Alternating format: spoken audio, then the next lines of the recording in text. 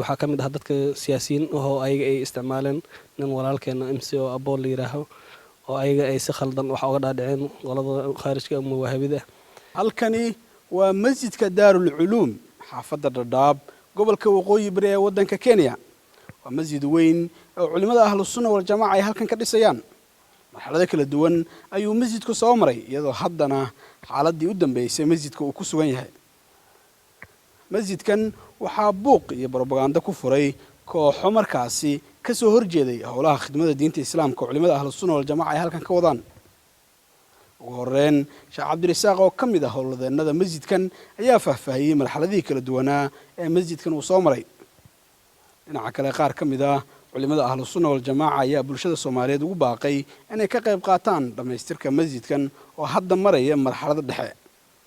haddii masjidkan uu dhismo qof kasta oo wax ku darsaday waxay u noqon doontaa sadaqa jaariya oo mahadiyo maalin uu kaga baahi badan yahay maanta.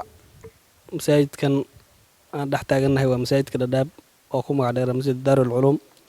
masaajidkan hawshiisa waxay soo bilaabatay oo alaabtiisa in la keeno meesha la keeno magaalada Dadaab la keeno waxay bilaabatay bishii 8 taariikh 4 iyo gaari u horeeyay halkan uu ka soo degay.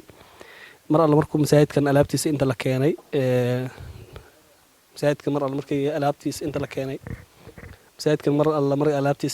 waxaa bilaabatay dagaal iyo fowdo ay bilaabeen qolo walaaladeen oo khaarijka kale anaga naga soo horjooda waxay bilaabeen in masaajidka inta lagama dhisi karo masaajid suufileeda ama ahlus sunna wal jamaa sida loo yaqaan ay leedahay halkan lagama dhisi karo inay dhahaan hawshaas halkan ka bilaabeen.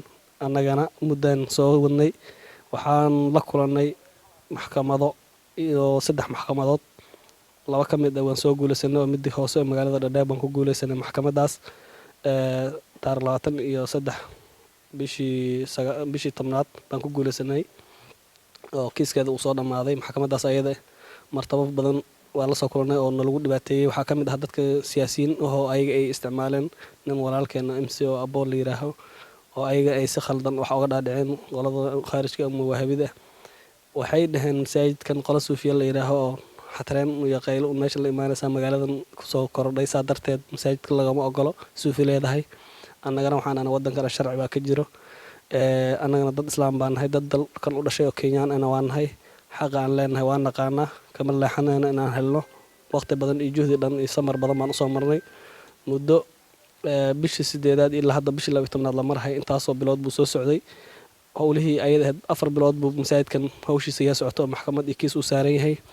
haddana gabadii iyo gunaanadkii waa la marahay masaajidka howlihiisii maxkamadii tii koowaad baa kusoo guulaysanay tii labaadna waa ku guulaysanay tii saddexaad oo Garissa High Court hadda saaranahay taariikh 8 baan soo rajeynaynaa inay kiiskan naga soo dhamaado oo ilaahay idinkiisa maxkamadda ay noo sheegtay. waa masjidka aad maqlayseen laga sheekeeyay ee culimada iga horeysay ay ku hadleen. masjidka baahidiisa waa meesha hadda uu taagan yahay marayo waxa uu daran oo u baahan yahay hadda isku xirkii ayuu hadda marayaa. wuxuu u baahan yahay daaqadihii wuxuu u baahan yahay gogoshii wuxuu u baahan yahay laamiyeerigii wuxuu u baahan yahay kuma qata alwaaxdii kore oo dhan. marka insha Allah wuxuu u baahan yahay tiirarkii dhaxda hadda lama taagan wali masaajidka darbiga kore dheeraan ba hadda la baway wixii kale oo ka soo haray oo dhan ayuu u baahan yahay.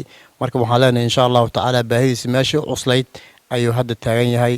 dhinacyaha iyo mataqaanaa bulkeedka dhaxdan ba geesahan ba istaagay wixii kale oo idil hadduu dhagax yahay hadduu silg yahay hadduu mataqaanaa gogol tahay hadday daaqadihi yihiin mataqaanaa wax oo dhan albaabihii wax oo dhan masaajidka wuu dhiman yahay insha Allah taala.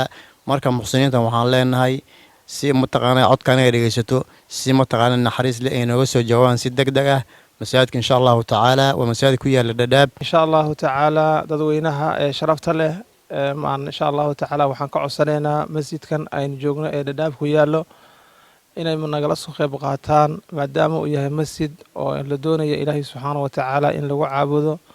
waxaan rabnaa insha Allah taala dhammaantiin cidda maartay codkeena maqasho maartay dadka muxsiniinta waxaan ka codsanaynaa inay masaajidkan insha Allah taala dhamaystir buu taagan yahay in loo soo dhamaystiraan ayna maartay ka soo faa'iideystaan. waa sadaqatul jaariya ninkii wax la baxo masaajidkan kula baxo intuu masaajidka dhisan yahay oo lagu cibaadaysanayo ee lagu tukanayo ama wax lagu akhrisanayo oo wax maartay idin soconayo.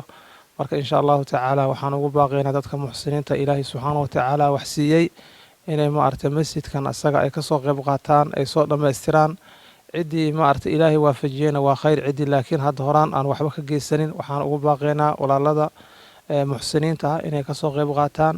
waad aragtaan masaajidka meeshuu marayo, insha allahu tacaala kasoo qayb qaata, allah idin barakeeyo. wuxuuna ku yaalaa masaajidka Dhadhaab. waad ogtihiin dhammaantiin insha allahu tacaala waxaan ugu baaqaynaa dadkaas muxsiniinta ah inay kasoo qayb qaataan. walaalayaal kasoo qayb qaata, waa sadaqo jaariye ah. ninkii hadda in yar ku darsado ma aragtay inta uu ku darsaday ajarkeeda iyo sadaqa ajarkeeda ayuu leeyahay. insha allahu tacaala waxaan ugu baaqaynaa muslimiinta dhammaan codkeena dhegeysan doonto inay insha allahu tacaala kasoo jawaabaan, ayna maaragtay kasoo qayb qaataan. haddaba qof kastoo wax ku darsa masjidkan oo nambarada shaashadda kaaga soo muuqda ku hagaaji kaalmadaada. xasan maxamed samatir, codka warbaahinada arrimaha diinta ka shaqeeya, magaalada Dhadhaab, gobolka waqooyi bari ee waddankan Kenya.